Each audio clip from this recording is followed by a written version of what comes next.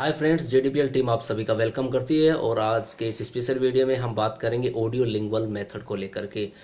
जो आप RPSC exam जो सेकंड के टीचर्स के एग्ज़ाम है उसके लिए इंपॉर्टेंट है, और अदर काफ़ी एग्जाम्स हैं जिनके लिए इस तरह के मेथड्स एग्ज़ाम में पूछे जाते हैं। सो दैट आई होप ये वीडियो के बाद में आप इस मेथड को इजी वे से समझ पाएंगे और ये आपकी एग्ज़ाम में काफ़ी मददगार साबित होगा। अगर ये वीडियो आपको पसंद आता है तो इसे लाइक करना ना भूलें, अपने फ्रेंड्स के साथ शेयर करना ना भूलें, और साथ ही हमारी वीडियोज़ की ज़्यादा से ज़्यादा अपडेट का लाभ उठाने के लिए हमारे यूट्यूब चैनल जेडीपीएल को सब्सक्राइब करना ना भूलें। तो आज के इस स्पेशल वीडियो में हम शुरुआत करते हैं हमारे इस ऑडियो लिंगुअल मेथड को लेकर कि ये मेथड कहाँ से आया, इसकी ओरिजिनेट कैसे हुई, किस तरीके से इसके प्रिंसिपल्स बने हुए हैं, क्या इसके एडवांटेज हैं और किस किस नामों से इसको जाना जाता है, इसके बारे में हम डिस्कस करते हैं। देखिएगा, सबसे पहले बात करें तो ऑडियो लिंगुअल मेथड है। ये मेथड जो है ये ओरल मेथड, ठीक है। इसके अलावा बात करें तो आर्मी मेथड, इसके अलावा बात करें तो न्यूकी। कहने का मतलब इन नामों से भी इसको पुकारा जाता है, इस नामों से भी इसको जाना जाता है। ये इंपॉर्टेंट है, इस तरह के सवाल भी पूछे जाते हैं। टू बी क्लियर, तो द ऑडियो लिंगुअल मेथड की बात करें तो इसे ओरल मेथड भी कहते हैं, आर्मी मेथड के नाम से भी जाना जाता है, और इसे न्यूकी मेथड के नाम से भी जाना जाता है। अब देखिएगा, ये जो है इस मेथड में स्पीकिंग और लिसनिंग जो है उसका जो परिणाम है उसके लिए स्पेशल है, यानी कि उसको रैपिड अधिग्रहण का परिणाम इसको कहा जाता है। तो हम लोग इसके बारे में बात करें आगे की ऑडियो लिंगुअल मेथड कैसे कैसे मानता है। तो देखिएगा, लैंग्वेज लर्निंग की ये जो अप्रोच है डायरेक्ट मेथड के सिमिलर है। किसके सिमिलर है? ये डायरेक्ट मेथड के सिमिलर है। तो थोड़ा बहुत अंदाजा तो हो गया होगा कि भाई जैसे डायरेक्ट मेथड में जिस तरह का वर्क होता है उसके सिमिलर है, तो काफी सारी समानता इसमें मिलने वाली है, ठीक है। तो ये मेथड भी जो है डायरेक्टली लैंग्वेज, एक लैंग्वेज बिना उस स्टूडेंट की नेटिव लैंग्वेज के यूज के सिखाने पढ़ाने की एडवाइस करता है। जिस तरह से डायरेक्ट मेथड जो होता है उसमें हम लोग डायरेक्ट लैंग्वेज काम में लेते हैं, नेटिव लैंग्वेज को अवॉइड करते हैं, उसी तरीके से ऑडियो लिंगुअल मेथड में भी नेटिव लैंग्वेज के यूज को इग्नोर किया जाता है, अर्थात उसके यूज करने की सलाह नहीं दी जाती, ठीक है। अब बात करें कि इस ऑडियो लिंगुअल मेथड को लेकर के इसका बैकग्राउंड कैसा रहा, तो इस बारे में डिस्कस करते हैं। देखिएगा, ये जो ऑडियो लिंगुअल मेथड आया, ये जो आया इसके पीछे हिस्टोरिकल बैकग्राउंड है। इसका हिस्टोरिकल बैकग्राउंड इसलिए है कि हिस्टोरिकल जो सरकमटेंसेज हुई,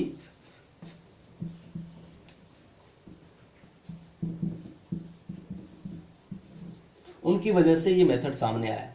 तो वो हिस्टोरिकल सरकमटेंसेज कौन कौन सी हैं, इनके बारे में हम डिस्कस करते हैं। तो हिस्टोरिकल जो मानी जाती है तीन, इनकी थ्री जो हैं वो हिस्टोरिकल सरकमटेंसेज मानी जाती हैं, जिसकी वजह से द ऑडियो लिंगुअल मेथड आया, ठीक है। टू बी क्लियर, अब वो कौन कौन सी हैं देखिएगा, इसके पीछे जो हमारे लॉजिक दिए गए हैं वो है कि सबसे पहले तो इस लैंग्वेज का कारण लियोनार्ड ब्लूमफील्ड जैसे अमेरिकन लिंग्विस्ट ने ऑडियो लिंग्विज्म पर काम किया, ठीक है। और 20 जो सेंचुरी थी उसके अर्ली डिकेड्स में अमेरिकन लिंग्विस्टिक्स के सामने, यानी कि यूएसए में बोली जाने वाली सभी इंडिजिनियस लैंग्वेज के डॉक्यूमेंट्स को सिद्ध करना था।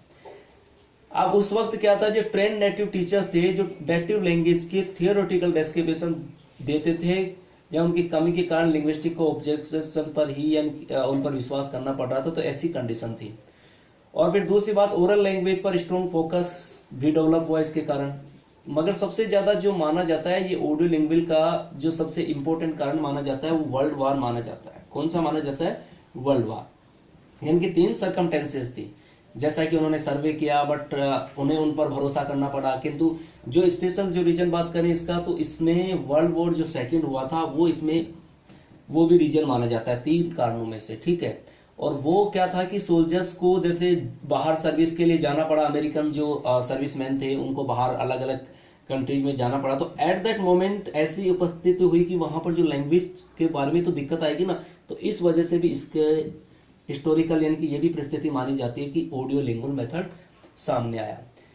अब कितनी परिस्थितियां हैं? तीन परिस्थितियां हुई। सबसे पहले हमने ऑडियोलिंगुअल मेथड के बारे में कहा कि इसीलिए इसको आर्मी मेथड भी कहा ना, जैसे कि हम लोगों ने इसको यूज किया। ऑडियोलिंगुअल मेथड को हम ओरल मेथड भी, आर्मी मेथड भी और न्यू की मेथड भी कहते हैं। वो यही वजह है कि वर्ल्ड वॉर में सैनिकों के लिए स्पेशल था, तो इसलिए सैनिकों की वजह से इसको कौन सा दे दिया, आर्मी मेथड भी नाम दिया गया। अब बात करें इसके प्रिंसिपल को लेकर के, देखिएगा ये रीडिंग और राइटिंग पे कम फोकस करता है। ये सबसे ज्यादा फोकस किस पे करता है, स्पीकिंग और लिसनिंग पे, यानी कि ये एसएल पे ज्यादा फोकस करता है। पहली बात तो किस पे फोकस करता है, स्पीकिंग और लिसनिंग पर, ठीक है। रीडिंग और राइटिंग पे कम फोकस करता है, इसको पूरी तरह अवॉइड नहीं करता, किंतु सबसे ज्यादा फोकस किस पे है, एसएल अर्थात speaking and listening. To be clear guys. फिर बात करें क्लासरूम जो होता है उसमें, ये बहुत इंपॉर्टेंट पॉइंट है, याद रखिए। ये जो नेटिव लैंग्वेज है, यानी कि जो नेटिव लैंग्वेज है होती है, उसके यूज को क्या किया जाता है, इक्वेशंस बहुत इंपॉर्टेंट है, हाईली डिस्करेज किया जाता है। टू बी क्लियर गाइस, यानी कि इसमें जो नेटिव लैंग्वेज होती है उसको क्लासरूम में हाईली डिस्करेज किया जाता है। बहुत इंपॉर्टेंट पॉइंट है, याद रखिएगा इसको, ठीक है। और बात करें लैंग्वेज का जो स्ट्रक्चर होता है, वो पैटर्न रेपिटेटिव ड्रिल्स के यूज करके सिखाया जाता है। साथ ही स्टूडेंट्स को एरर फ्री उच्चारण करने पर जोर दिया जाता है, यानी कि उच्चारण कैसा हो, एरर फ्री हो, इस तरह से इस पर इंपेसाइज दिया जाता है। और लैंग्वेज लर्निंग का जो ये है, ये इसकी बात करें तो रोजमर्रा में काम आने वाली वोकैब के सेंटेंस ज्यादा सिखाए जाते हैं, ठीक है। तो जो डेली रूटीन के हमारे वोकैब होता है, तो डेली रूटीन का जो वोकअप होता है वो उस तरह के सेंटेंस ज्यादा सिखाए जाते हैं, ठीक है। ये था। अब बात करें मेन फीचर्स, पहले प्रिंसिपल्स की बात की, अब मेन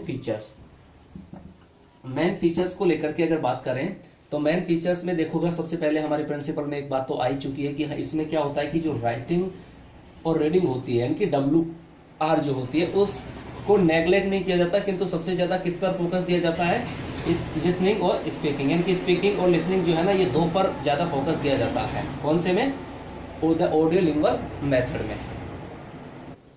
साथ ही मैंने बताया कि इसमें जो मदर टंग होती है, तो मदर टंग जो होगी उसको क्या किया जाता है, अवॉइड किया जाता है, ठीक है। यानी कि इसका जो यूज होता है, इसको क्या किया जाता है, अवॉइड किया जाता है। To be clear guys. और बात करें तो स्किल्स जो होती हैं, स्किल, इसके बारे में ये वाला क्वेश्चंस बहुत इंपॉर्टेंट होता है। जो 4 स्किल्स कौन कौन सी मानी गई है, LSRW, कौन सी स्किल मानी गई है, LSRW, इसके बारे में क्वेश्चन आ गया। तो ये स्किल्स जो है इसके फॉलोइंग ऑर्डर से सिखाया जाता है इसको, ठीक है। LSRW, वैसे हम लोगों ने चर्चा की कि ये कहने का मतलब रीडिंग और राइटिंग को नेग्लेक्ट नहीं करता, बट फोकस किस पे देता है, LSW पे देता है, ठीक है। किस पे देता है, लिसनिंग और स्पीकिंग पे फोकस करता है। इस बात का आपको ध्यान रखना है। अब इसकी कुछ स्ट्रेटजीज में है वो इस मेथड की, देखिएगा। आप बात करें स्ट्रेटजीज ऑफ द मेथड की बात करें तो देखिएगा, इसमें एक तो डायलॉग मेमोराइजेशन की बात करते हैं।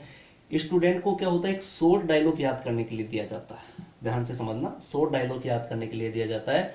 और उसे प्रेजेंट करते समय स्टूडेंट को मिमिक्री और अप्लाइड रोल प्लेइंग का यूज करना चाहिए इसमें, ठीक है, अगर इसके स्ट्रेटजीज की बात करें तो। फिर हमने पढ़ा एक्सपेंशन ड्रिल होती है इसमें, ठीक है। तो इसमें क्या होता है कि स्टूडेंट सेंटेंस, यानी कि जो पार्ट होते हैं उनको एक फ्रेगमेंटेड, यानी कि खंडित कर दिया जाता है, और स्टूडेंट सेंटेंस के हर पार्ट को सेंटेंस के अंत से शुरू करते हुए पीछे की ओर सेंटेंस के हर पार्ट को सीक्वेंस से जोड़कर रिपीट करता है, ठीक है, जैसे खंड में दे दिया, और फिर उसको जोड़ते हुए करता है। उसके अलावा बात करें तो जैसे इसमें ट्रांसफॉर्मेशन ड्रिल होती है, टीचर एक क्वेश्चंस प्रोवाइड करता है, फिर उससे एक स्टेटमेंट ट्रांसफर करना होता है। टू बी क्लियर, इसमें एक एक्टिविटी को एक्सटेंड करने के लिए स्टूडेंट को एक स्टेटमेंट में से क्वेश्चंस बनाना पड़ता है। फिर बात करें रेपिटेशन ड्रिल, तो रेपिटेशन रिपीट आ रहा है तो स्टूडेंट टीचर के मॉडल सेंटेंस का क्विकली और रैपिडली रेपिटेशन करता है, जहां रेपिटेशन वर्ड आ गया था रिपीट करता है। ओके। चेन ड्रिल, चेन का मतलब चेन, जुड़ाव, तो कहने का मतलब इसमें क्या होता है, कन्वर्सेशन की तरह एक चेन क्लासरूम में बनाई जाती है। जैसे टीचर ने एक स्टूडेंट से कोई क्वेश्चन पूछा, फिर स्टूडेंट ने उसका रेस्पॉन्स दिया, फिर उसने नेक्स्ट स्टूडेंट की तरफ टर्न कर दिया, तो इस तरीके से ये चेन आगे बढ़ती हुई जाती है, ठीक है। कंप्लीट द डायलॉग दे दिया, ठीक है, कि कुछ उसमें से कोई डायलॉग दे दिया, उसको कहने का सेलेक्टेड वर्ड, कुछ वर्ड्स को डिलीट कर दिया और उसके बाद उनको इरेज कर दिया और उसको कंप्लीट करने के लिए बोल दिया गया, ठीक है। फिर बात करें डिक्शन की, तो पीस ऑफ लिटरेचर में कई बार स्टूडेंट्स को लिखने के लिए भी कहा जाता है, ठीक है। कई बार जोर से बोलकर स्टूडेंट्स को लिखने के लिए भी कहा जाता है इसमें डिक्शन में, ठीक है। फ्लैश कार्ड्स का यूज की बात करें तो फ्लैश कार्ड्स के माध्यम से स्टूडेंट्स के माइंड में कुछ वर्ड्स आ जाते हैं। फिर अल्फाबेट गेम हुआ, तो इस तरीके से ही होता है, ठीक है। अब बात करते हैं इसके मेरिट्स को लेकर। देखो इसकी अगर हम लोग मेरिट की बात करें तो देखिएगा ये जो मेथड है वो एक इजी रेशियो है, ठीक है। और इस मेथड से पहले हम लोग इसमें क्या सिखाते हैं, ओरली सिखाते हैं, टू बी क्लियर। तो ओरली सिखाया जाता है, जिससे क्या होता है कि ओरली सिखाने के बाद हम बात करें तो एक तरीके से ये मेथड जो होता है तो ओरली प्रैक्टिस के माध्यम से रीडिंग और राइटिंग का रास्ता तैयार करता है। किसका, रीडिंग और राइटिंग का रास्ता तैयार करता है। एक तो इसका मेरिट ये है। दूसरी अगर इसकी बात करें तो ये जो होता है ग्रेडेड स्ट्रक्चर प्रैक्टिस देता है, ये डायलॉग के यूज से। किसके यूज से, डायलॉग के यूज से। ये भी इसका एक बेनिफिट है। फिर ये होता है कि इसमें स्पीकिंग जो है वो लर्निंग के लिए प्राथमिकी इस बात को भी शो करता है। फिर इसी में बात करें इसकी डीमेरिट, तो डीमेरिट की बात की जाए, देखो जहां मेरिट है वहां डीमेरिट भी हो ही जाते हैं।